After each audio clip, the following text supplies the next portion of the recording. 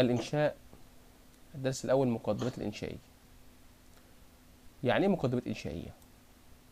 أول حاجة لكل علم أصول ومبادئ وقواعد. قال لك فيجب أن يكون هناك مبادئ وتقاسيم ومصطلحات ينبغي يجب يا عبد الرحمن للمتعلم أن يحيط بها، أن يتعلمها قبل أن يمارس الأنشطة الإنشائية يا أستاذ، وقبل ما يخش في موضوع الإنشاء. إذا فما يقصد بالمقدمات إيه؟ هتقول له مبادئ والتقاسيم والمصطلحات التي ينبغي المتعلم أن يحيط بها، يعني يتعلمها قبل ما يمارس الأنشطة الإنشائية. فما المقصود بمبادئ فن الإنشاء؟ إيه المراد بيها يا أستاذ؟ أقول لك تعرف في الامتحان ما المقصود. هي الأسس والأصول والقواعد التي يميز بها فن الإنشاء عن غيره. يعني أنا أعرف إن ده فن إنشاء إزاي؟ من خلال 1 2 3 4 من صفاته أو سماته يا أستاذ. إذا فتعريف الإنشاء هو العلم الذي يعرف به كيفية جمع المعاني في معنى في دماغك، في موضوع، في فكرة، والتأليف بينها وتنسيقها وعبر عنها بعبارات بليغة. العبارات دي ممكن تكون مكتوبة وممكن تكون عبارات صوتية. المهم معاني بترجمها يا أستاذ. طريقة الترجمة هناخد ده كله بالتفصيل دلوقتي. تمام؟ السؤال هنا مصطلح الإنشاء هو مصطلح التعبير، بس خلي بالك بقى في سؤال مهم جدا. يقول لك إيه بقى السؤال؟ مصطلح التعبير أعم وأشمل من الإنشاء ولا لأ؟ أيوة يا أستاذ، مصطلح التعبير هو الأعم والأشمل من الإنشاء. لماذا؟ لماذا؟ هتقول لي إنه يطلق في الأصل على ما يعبر به الإنسان عن نفسه أو غيره. يعني التعبير بيعبر به عن نفسه أو إيه؟ أو غيره. عكس الإنشاء بقى. ما الإنشاء يا أستاذ كده؟ بيعبر به عن نفسه فقط. الإنسان بيعبر عن نفسه إيه يا أستاذ؟ عن نفسه فقط. يبقى أنهي الأعم والأشمل؟ هتقول مصطلح التعبير. ولماذا؟ تقوم قايل له بقى التعبير بيعبر به عن نفسه أو غيره، عكس الإنشاء بنعبر به عن إيه؟ عن نفسه فقط يا أستاذ. بعد كده يقول لك ما موضوع الإنشاء؟ موضوع إيه؟ طبعا الكلام العربي. من حيث إيه بالظبط؟ والله انتقاء كلمات معبرة، يعني اختيار إن أنا كلمات بتعبر عن معنى معين ونظمها في جمل مناسبة وفقرات متآخية في المعنى والدلالة، وفي الآخر مترتبة ترتيب إيه؟ منطقي لكل سبب نتيجة وفكرة وعرض وموضوع وغيره، بس ترتيب إيه؟ ترتيب منطقي. إذا فما موضوع الإنشاء؟ هتقول له الكلام العربي وتكمل الإجابة. صعب الكلام هنا؟ لا. مما يستمد فن الإنشاء. يستمد من إيه؟ طبعا منبعه من إيه؟ من كلام البلغاء، أهل البلاغة والفصاحة. أهل البلاغة والفصاحة، سواء كان بقى شعر أو إيه؟ أو نثر. نخلي بالنا هناك فضله وهناك ثمرته. فضله طبعا للكلام المنطوق أو المكتوب أثر واضح في تأدية الأغراض.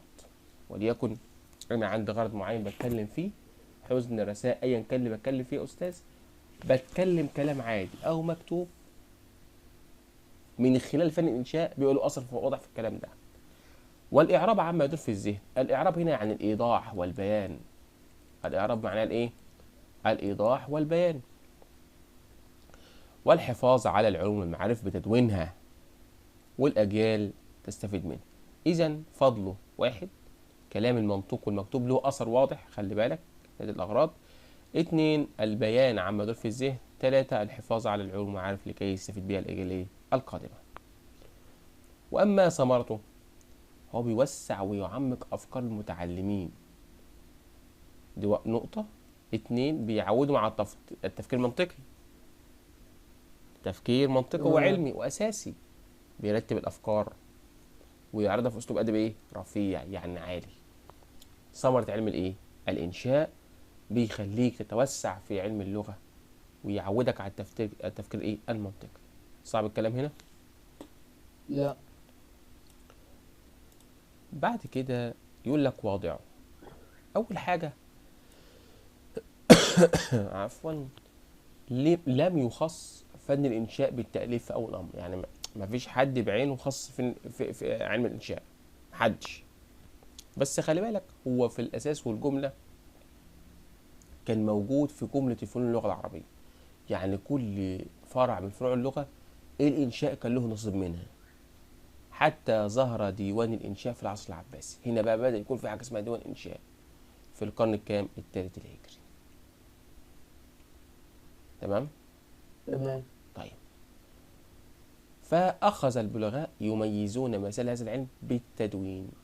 بدأوا يقول لك إن في فن إنشاء لازم نفرده عن غيره بالتدوين، نعلم بقى ونكتب كتب وغيره، حتى إنه صدر عن ديوان الإنشاء من جميع المراسلات أو الخطب أو المقامات.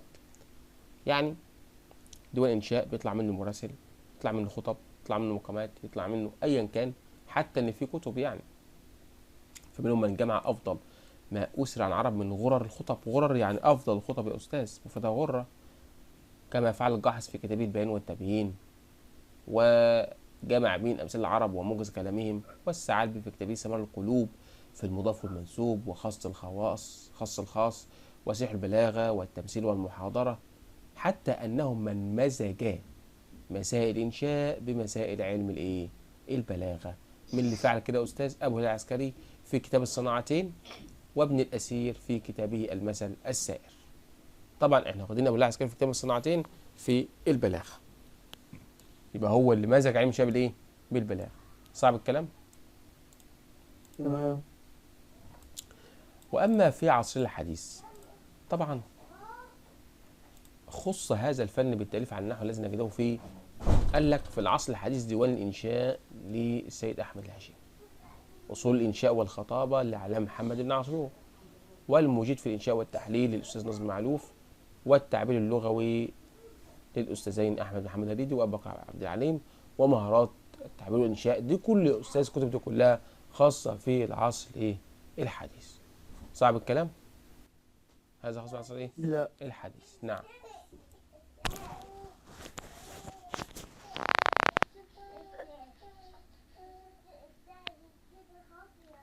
دلوقتي يا عبد الرحمن عشان تكتب موضوع انشاء لازم هناك مراحل تخطو خطاها الاول، وبعد كده تكتب موضوع انشاء. فينبغي عليك ان تراعي المراحل الاتيه. هم كم مرحله اول يا عبد الرحمن؟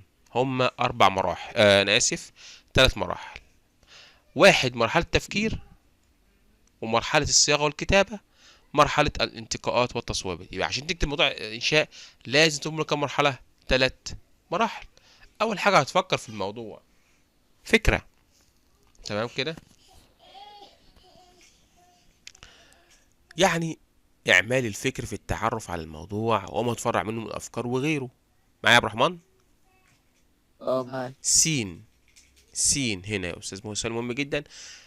مرحلة التفكير ما سماتها أو بما تتسم مرحلة التفكير. هتقول له 1 بالشمول، 2 التنسيق، 3 التهذيب، و4 الترتيب الايه؟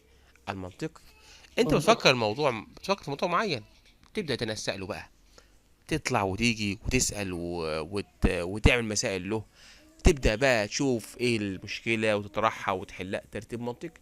كل ده سمات الايه؟ مرحلة التفكير. صعب الكلام هنا؟ لا. ده مهم يا أستاذ. سين ما الذي يعين يعني يساعد على ذلك. ايه اللي يساعدنا في حالة التفكير يا عم عبد الرحمن؟ هتقول له يا أستاذ أما القراءة المتأنية عن الفكرة العامة للموضوع.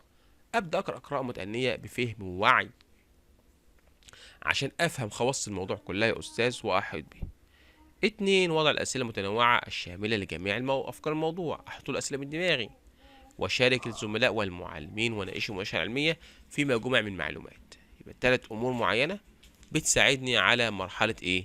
التفكير. قراءة متأنية، وضع أسئلة، مشاركة الزملاء والإيه؟ والمعلمين. عندك سؤال هنا؟ لا.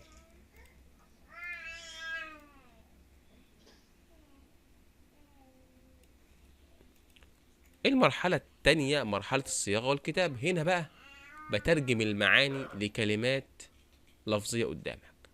فيتم التزاوج بين المعاني والألفاظ، معنى في دماغي وبتركمه بإيدي. وصل الفكرة؟ أبدأ أكتب بقى. إزاي؟ عن طريق انتقائي عن اختيار الألفاظ المعبرة عن معناها، وأنظمها في جمل وأساليب بليغة، فقرات، لأن الجمل هتديني فقرة، فالكلمة هتديني جملة والجمل هتديني فقرات. يبقى أنا يا أستاذ في مرحلة الصياغة هنا يتم التزاوج بين المعاني والألفاظ. يقول لك أنهي مرحلة بيتم فيها التزاوج؟ مرحلة الصياغة تصويبات؟ غلط. مرحلة إيه يا عبد الرحمن؟ الصياغة والإيه؟ والكتابة. الكتاب. يعني المعنى في دماغي ببدأ أتكلم بقى في الموضوع بقى، فبترجم المعنى الكلام قدامي. صعب الكلام؟ قبل ما لا. نخش في المرحلة التالتة، هو راح جاب كلمة كده في النص كده وقال لك موضوع الإنشاء بيتكون من إيه؟ الموضوع ذات نفسه بيتكون من إيه؟ ادي الموضوع قدامي يا استاذ، بكتب اول حاجه المقدمه، وبعد كده بخش في الموضوع، وبعد كده بخش فين؟ في الخاتمه. تمام؟ يبقى اول تمام. حاجه المقدمه يا استاذ بنذكر فيها التعريف بالموضوع والهدف منه. تاني حاجه الموضوع اللي هو صلب الموضوع، بنتكلم عن كل فكره جزئيه، او بنحيط بالموضوع بقى يا عبد الرحمن، من كل شيء بنحيط بالايه؟ بالموضوع. صعب الكلام؟ تمام. لا.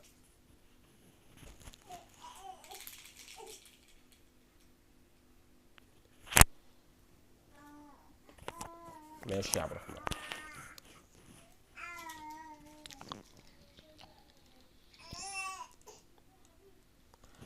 بعد كده الخاتمة يا عبد الرحمن. والخاتمة يا أستاذ بيتم فيها تلخيص الموضوع وتقديم المقترحات والتوصيات. يبقى أنا عندي يا أستاذ كم تمام. مما يتكون موضوع إنشاء من إيه يا عبد الرحمن؟ مقدمة وصلب وخاتمة. صعبة؟ لا. نرجع تاني لمراحل موضوع فن الإنشاء. إحنا قلنا 3 مراحل: التفكير والصياغة والكتابة. آخر مرحلة مرحلة الانتقاءات والتصويبات. صعب الكلام؟ اه. بص لي بقى، المرحله ديت بيتم فيها ان انا ابدا اصفي بقى الموضوع بقى، اجيبه حاجه حاجه، حاجه زايده ازودها، حاجه عايز تحسب اشيلها كده يعني. فيتم ترداد النظر، افضل ابص واتعمق فيما كتب بقى، احذف ما ينبغي حذفه واصلاح ما يدعين اصلاحه، تحليل المعاني وغيره. مين بقى اكتر واحد مشهور بهذا الكلام؟ زهير بن ابي سلمى. ليه؟ لانه كان بيكتب يا استاذ قصائد تعرف بتاعته بالحوليات، لانه كان بينظم القصيده ويكتبها في 4 شهور، ويهذبها في 4 شهور، ويعرضها على على العلماء في القبيله يعني والشعراء العظام في 4 شهور. يبقى بيكتبها في 4 شهور، يبدا يصوب في 4 شهور، ويبدا يعرضها على الناس او المتخصصين في 4 شهور. كده بيكمل سنه، يبقى حول، يبقى هو كده كمل ايه؟ سنه كامله. فبالسمات بعد بسبب ايه بقى؟ بالحوليات. هذا معنى الحوليات يا أستاذ، عند والمشهور بذلك مين؟ زهير ابن أبي سلمى. عندك سؤال هنا؟ لا. التنبيه ده مهم جدا يا عبد الرحمن. يقول لك هو إيه الأصل؟ المعاني ولا الألفاظ؟ إيه الأصل؟ ها؟ الأصل المعاني يا أستاذ. ليه؟ لأن مش هيبقى في ألفاظ غير لما يكون في معاني، صح ولا يا عبد الرحمن؟ صح. تمام. يبقى مين اللي تابع لمين؟ اللفظ تابع لمين؟ للمعنى، لأنك مش تكتب لفظ غير لما يكون في معنى تكتبه، صح ولا إيه؟ صح. فعماد ذلك كله، يعني اساس ذلك كله ايه بقى؟ ان الالفاظ تابعه للمعاني. الفاظ تابعه لايه؟ المعاني. تمام كده. فاذا تركنا المعاني على سجيتها فطرتها، طلبت لانفسها الفاظا تليق بها، فيحسن اللفظ والمعنى جميعا. صح كده ولا لا؟ طب لو انا جبت بقى لفظ صح. بقى ايه متكلف، وعمال بقى احط لفظ لفظ لفظ واجبر المعنى ان هو طلب اللفظ، يعني بحط كده عمال ازود وخلاص واحسن في الالفاظ وخلاص، بس المعنى مش طالبه، بس انا بزود وخلاص بقى في الالفاظ، فخليت المعاني تابعه للالفاظ. ساعتها ايه اللي هيحصل؟ سوف يفوت الحسن. ليه؟ لفوات ما هو المقصد، لان المعنى اصلا انت زودت عليه وان انت بتزوده مش مطلوب. فايه الاصل بقى يا استاذ كده؟ ان اللفظ تابع للمعنى. المعنى طلب لفظ تحط، المعنى مش طلب لفظ ما تحطهوش. صعب الكلام؟ معايا يا عبد الرحمن؟ عبد الرحمن عندك اي سؤال في اللي فات ده؟ لا. ماشي يا عبد. الإنشاء صعبة؟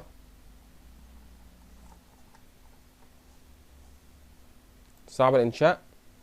لا.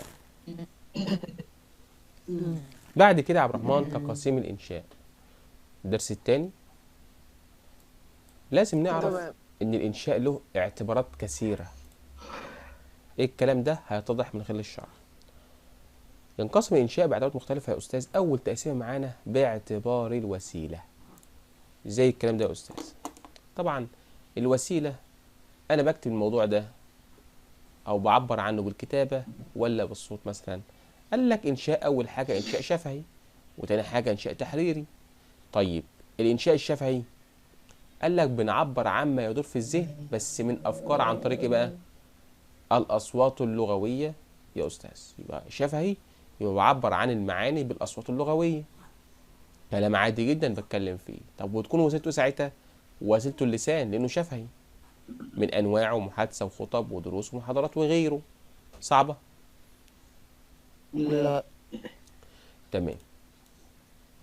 طبعا عندي إنشاء شفهي وإنشاء تحريري. طب ما الذي يراعى في الإنشاء الشفهي؟ يسألك كده يقول لك إيه؟ ما الذي يراعى في الإنشاء الشفهي يا أستاذ؟ هتقول له يا أستاذ أول حاجة العناية بمخارج الحروف وصفاتها الذاتية. والله الحرف ده صفاته جهر همس شدة وفي رخاوة، لازم أراعي كل ده يا أستاذ.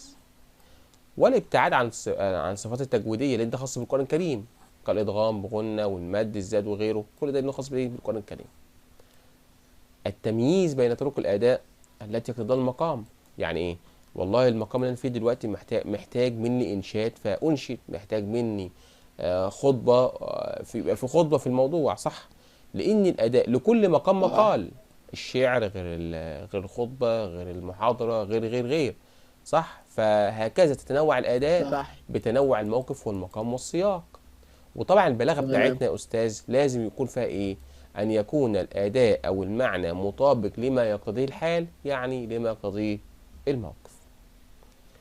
رقم د تطبيق القواعد والأصول الخاصة بالصياغة والتركيب والأسلوب. تمام. الكلام بتاعنا مليان صيغ كثيرة وتراكيب سواء نحوية أو صرفية أو غيره أو بلاغية لازم نطبقها. هو انا في الامتحان هيجي لي سؤال الانشاء خياري وصح وغلط واسئله مقاليه كله وهنحل ده كله إن شاء الله. أيوه هيجي لك أسئلة مقالية. التعبير لا هيجي لك التعبير ده هيجي لك بس النص التاني من الامتحان.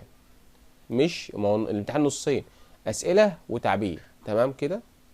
مقاليه كمان الاسئله. وده عليك في أولى وتانية بس. ده عليك في أولى وتانية فقط بس، تالتة لأ. تالتة مش ما عليهمش إنشاء في العلمي، تمام؟ تمام. رقم د تطبيق القواعد والأصول الخاصة بالصيغة والتركيب كما وضحنا، واستعمال الألفاظ السهلة مع بساطة المعنى وقلة تركيبها والإغراب فيها. طبعا هو قال لك هنا كلمة الإغراب يعني أجيب أي ألفاظ غريبة مبهمة على السامعين، لا أجيب ألفاظ متداولة والكل يدركها ويفهم معناها. رقم 2 من أنواع الإنشاء باعتبار الوسيلة الإنشاء التحريري يا عبد الرحمن. الإنشاء التحريري طبعا بعبر عن الأفكار عن طريق التدوين، عكس الشفهي بعبر عن طريق الأصوات، والشفهي وسيلته اللسان، إنما التحرير وسيلته إيه؟ وسيلته التحرير أسس القلم. من أنواعه كتابة المقال والمرسلات. ما الذي يراعى في هذا النوع من الإنشاء بقى؟ أول حاجة مراعاة أكيد قواعد إملائية، قواعد وأصول تتعلق برضو بالصيغة والتركيب من حيث الإملاء. الأصول مراعاتها يا أستاذ بالأنشطة الإنشائية. فالمقال الأدبي يختلف عن المقال العلمي، يعني كل مقال له أساسه. ما ينفعش أتكلم في مقال أدبي وأبدأ أطرح ألفاظ علمية بحتة، لأ، أنا بطرح مقال أدبي بما يناسب مقال أدبي من خيال وعاطفة وبلاغة وغيره. مقال علمي يبقى حقائق واردة في الإيه؟ في المقال العلمي يا أستاذ، وأتكلم بأسلوب علمي، واستخدام أساليب أو علامات الترقيم استخداما دقيقا. فأنت عندك تعريف كل نوع ومراعاة ما الذي يجب في هذا النوع. هذا باعتبار وسيلة. وأما التقسيم الثاني فهو باعتبار الغرض. خلي بالك احنا قلنا ينقسم الإنشاء باعتبار كذا اعتبار. أول حاجة خدنا اعتبار إيه؟ الوسيلة. تاني اعتبار باعتبار إيه؟ الغرض. الغرض عندك إنشاء وظيفي وإنشاء إبداعي. باعتبار إيه يا عبد الرحمن؟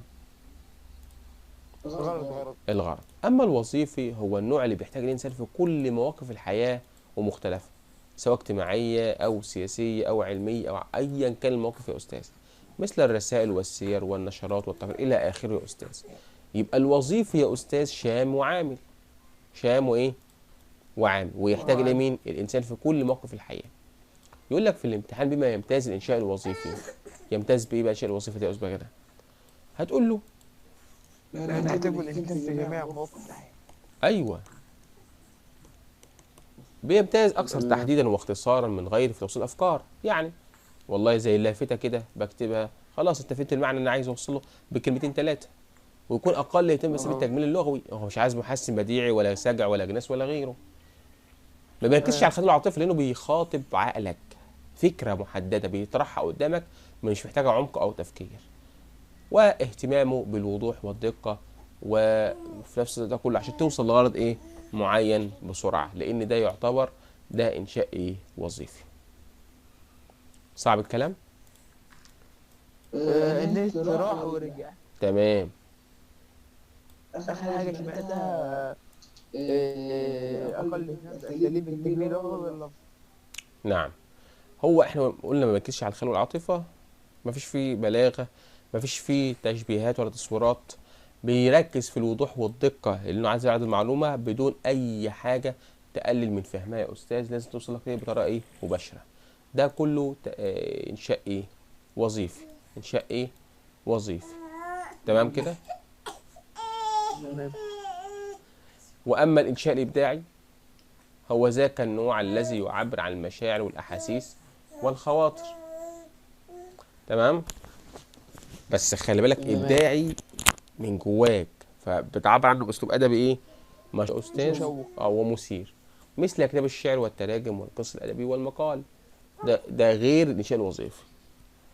طب سماته ايه؟ الذاتيه اللي طلع من جواك انت، الواضحه في التعبير عن فكره صاحبه، بتعبر عن نفسك انت وخواطرك انت ومشاعرك انت، اسمه ابداعي.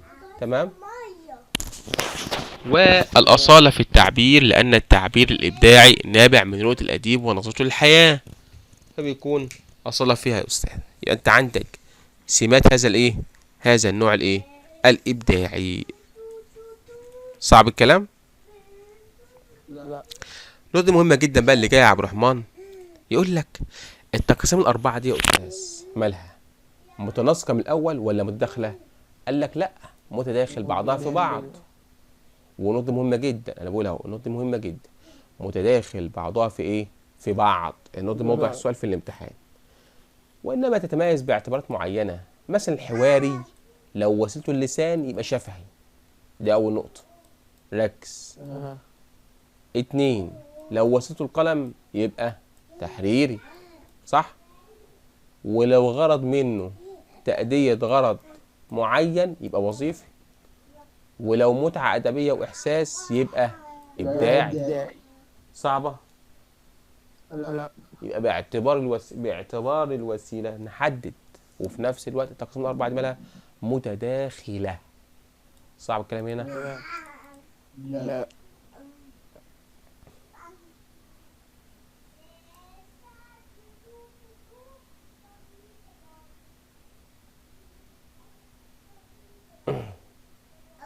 طيب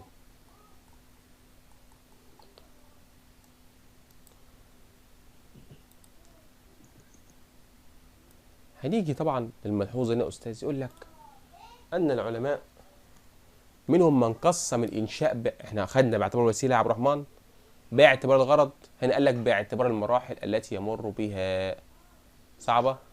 التقسيم رقم كام؟ 3. قال لك باعتبار المراحل نوعين، إنشاء معنوي وإنشاء لفظي، وذلك لأن المعنى أسبق في عملية الإنشاء. مش إحنا قلنا الفكرة تطرح الأول وبعدين تكتبها، صح؟ يبقى أنا أسبق المعنى ولا اللفظ؟ المعنى، صح؟ رقم التقسيمة الرابعة باعتبار الرتبة أو الطبقة. خلي بالك أنا خدت كام تقسيمة لغاية دلوقتي كده؟ 4 تقسيمات، صح؟ باعتبار الوسيلة، باعتبار الغرض، وباعتبار المراحل، وباعتبار الرتبة. نركز بقى في الكلام ده. صعب الكلام هنا. قال لك باعتبار الرتبة، قال لك 3 أقسام: إنشاء ساذج، إنشاء عالي، وإنشاء أنيق. صعبة؟ لا. وأما باعتبار النمط أو الأسلوب، ده التقسيم الكام؟ الخامس، باعتبار النمط أو الأسلوب. قال لك من إنشاء حواري، إنشاء قصصي، أو وصفي، أو سردي، أو تفسيري، أو إيعازي، أو برهاني، أو أدبي، أو علمي. يبقى أنت عندك كم تقسيمة كده يا عبد الرحمن؟ 5، باعتبار الوسيلة، باعتبار الغرض، باعتبار المراحل، باعتبار الرتبة، باعتبار النمط. ها، فاهم الفكرة يا ابني؟ صعبة كده؟ لا.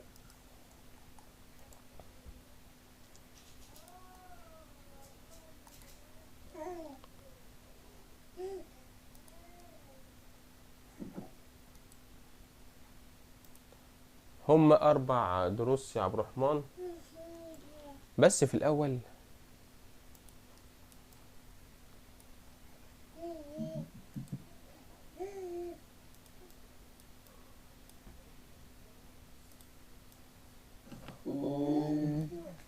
هنا بقى يا عبد الرحمن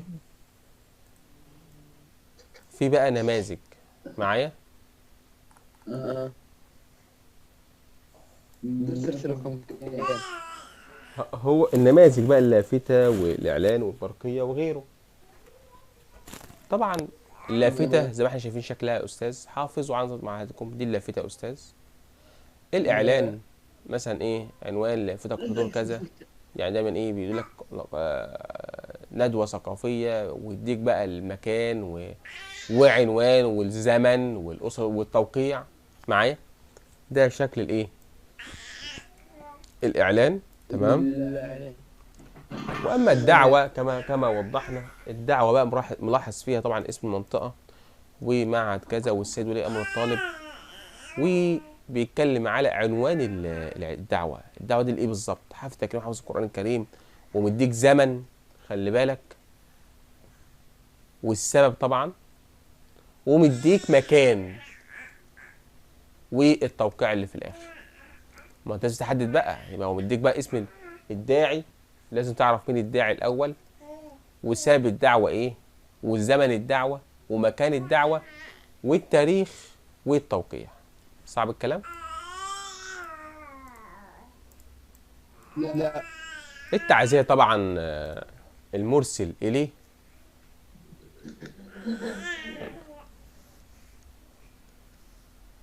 وأما التعزية المرسل إليه يا عبد الرحمن هو رايح له التعزية والعنوان، قوله تعالى، ومؤكد بالتعزية اللي أنت عايزها، والوقت، واسم المرسل وعنوان، لأن المرسل هو اللي أرسل الإيه؟ التعزية يعني. صعب الكلام هنا؟ لا.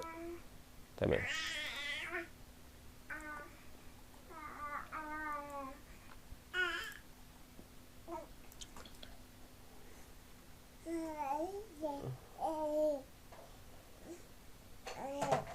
بعد كده يا عبد الرحمن يقول لك التهنئة.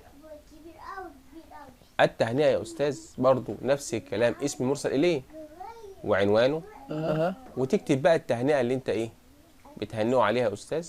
طبعا زي ما أنت ملاحظ كده، سطر بكتير ونص سطر، مش مذكرة بقى تهني فيها، لا، وتديله الزمن وتديله اسم المرسل وعنوانه. صعبة؟ تديله عنواني؟ العنوان عنوانك أنت. ليه؟ ما هو مين اللي يعرف يا ابني؟ ما هو انت بعت حاجه، مش لازم نعرف مين اللي بعت الحاجه ديت. ما انت تكتب عنوانه.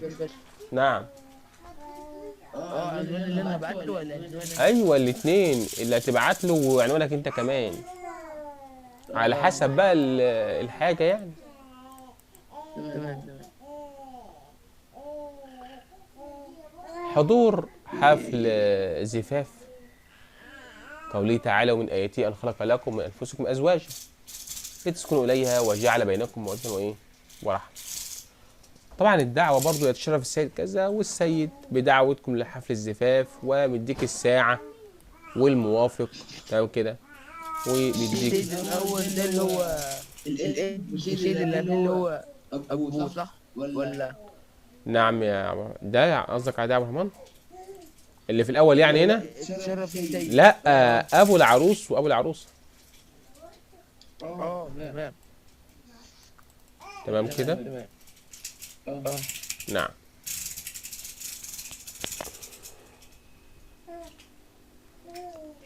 الالتحاق بجماعة الصحافة ويعتبر نفس الكلام بمنطق كذا معهد كذا أستاذ. أستاذ صحفي الشيخ المعهد، السلام عليكم، أرغب في الالتحاق بجماعة الصحافة معهدنا ومستعد لاجتياز الامتحان مقارنة في قبل فضيلتكم، والمقدمة الطالب بالصف الأول، والتوقيع اسم الطالب. يعني هنا اسم الإيه؟ بيتكلم على الدرس الثالث، تنمية ملكة الإنشاء عندك كطالب.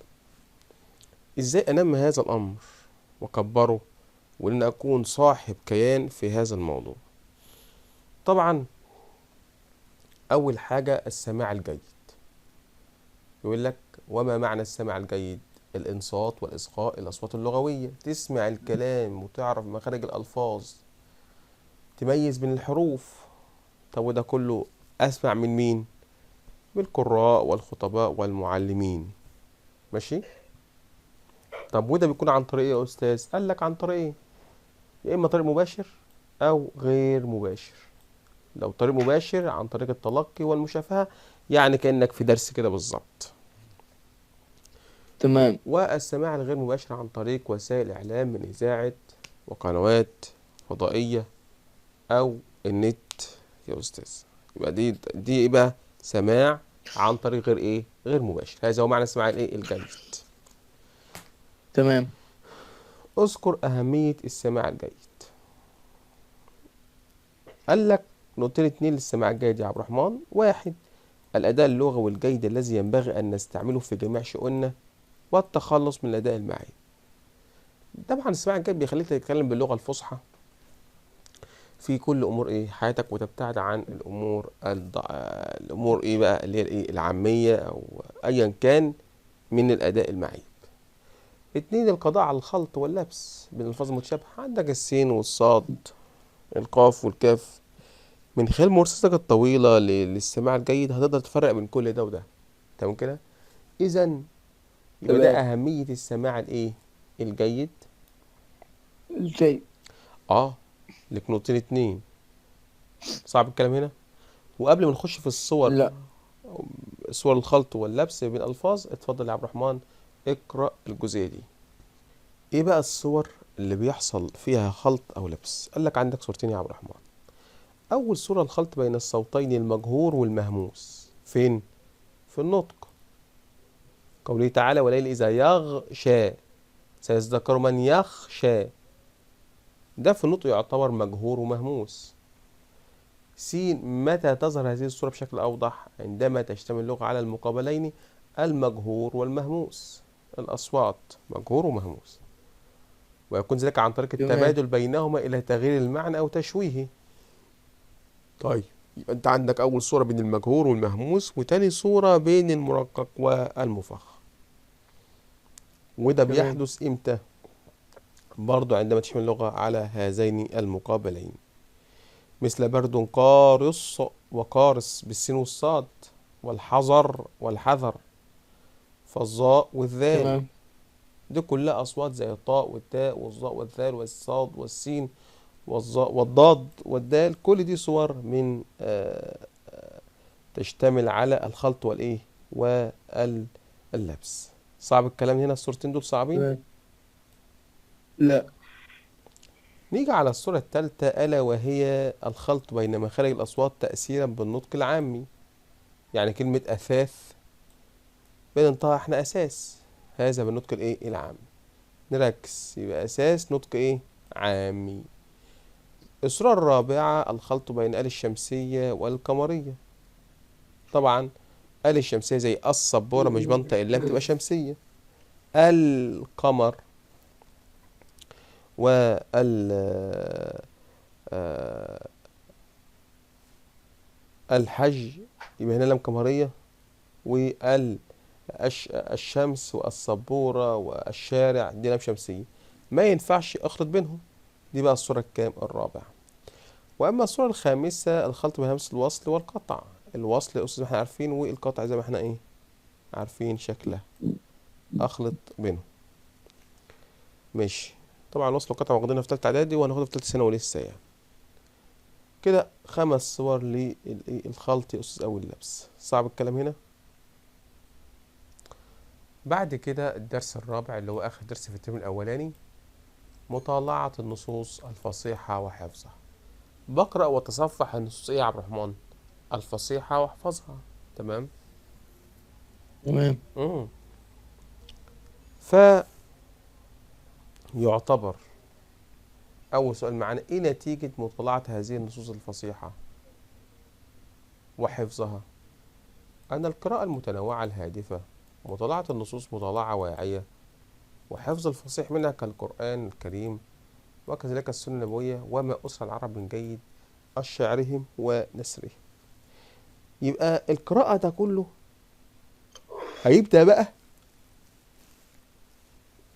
نشوف هيساعدنا على ايه. شعر العرب أقرأه ونثره، أدبهم يعني، والقرآن والسنة، كل ده بيساعد على واحد تنمية الثروة اللغوية وتنوع الأساليب العربية، القدرة على انتقاء يعني اختيار الأصوات والألفاظ والأساليب العربية المعبرة عن المعنى وملائمها للمقام. يبقى أنت عندك مطالعة النصوص بتساعدنا على إيه يا عبد الرحمن؟ اتفضل. تنمية الثروة اللغوية، تنوع الأساليب، القدرة على انتقاء الأصوات والألفاظ والأساليب العربية المعبرة تعبيرا صادقا وملائما للمقام. طبعا الثروة اللغوية يعني الواحد بيكون عنده قاموس ألفاظ عربية لغوية فصيحة تقرأ كثيرا. تمام. نعم. وده بالتالي هيزود عندك التعبير بأساليب شتى عن أي معنى أنت عايزه، وفي نفس الوقت تقدر تحدد من خلاله المقام اللي تقول في الكلام، لأن زي ما بيقولوا لكل مقام إيه مقال. صعب الكلام؟ لا. بعد كده يا أستاذ نادى رائد علم الاجتماع مين؟ ابن خلدون بقى. ماشي، ابن خلدون. ماشي. في مقدمته تمام. ووجه التعليم لمن يبتغي هذه الملكة ويروم تحصيلها، يعني يطلب تحصيلها يعني هؤلاء، أو إن هو يتعلم منهم لازم يشوف كلامهم القديم ويحفظه يا أستاذ، سواء بقى من الشرع والناس طبعا، والأساس أساس عندي القرآن والحديث وكلام السلف وفحول العرب وعظمائهم وكلمات المولدين أيضا في سائر الفنون، حتى ينزل لقصة حفظه لكلامهم من المنظوم والمنثور منزلة من عاش بينهم، كأنك ما أنت من كتر ما بتقرأ من كتبهم كأنك عايش بينهم. دلال الكلام ده مين؟ ابن خلدون رائد علم الاجتماع. صعب الكلام؟ لا.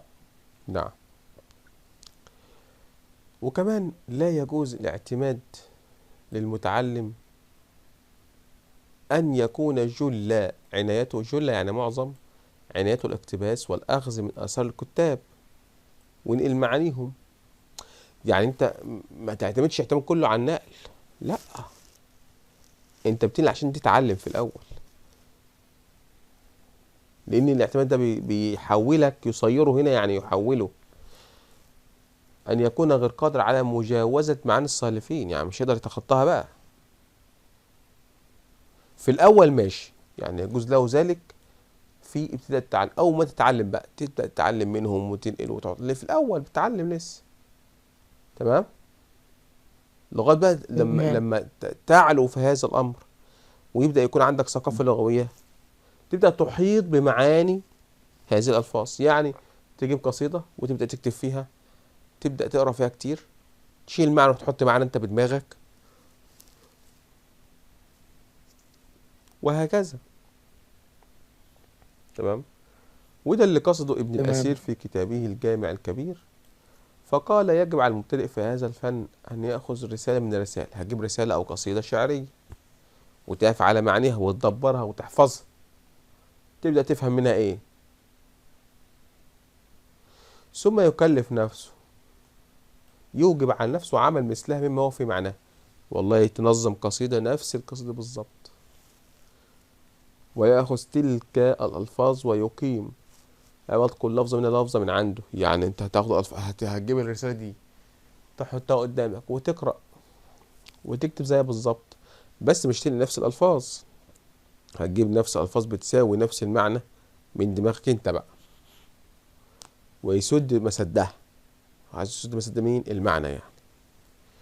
ده اللي قاله مين؟ ابن الأثير. صعب الكلام هنا. يا النقطة الثالثة،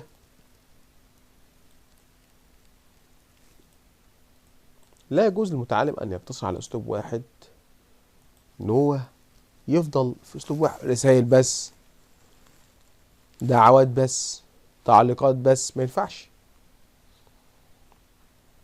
فلا يجوز له أن يقتصر على أسلوب واحد، مثل بل إن هو يتعلم الإنشاء بقى الواسعة، مثل مقامات الحريري ورسائل ابن الخطيب، دي بقى مليانة أنواع إنشاء. تمام. لأن لو عمل كده هيجي بعد كده لو أراد أن ينشئ لم يستطع أن يعدو ذلك الأسلوب، يعني مش يقدر يتخطى هذا الأسلوب اللي هو اتعود عليه خلاص.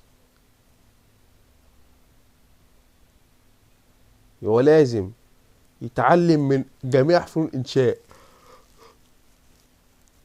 ليه؟ لأن الإنشاء أنواع كثيرة يجب ممارستها يا أستاذ، واللي بيمارسها لازم يكون ملم ومطلع على الأنشطة الإنشائية وأساليب أدائها.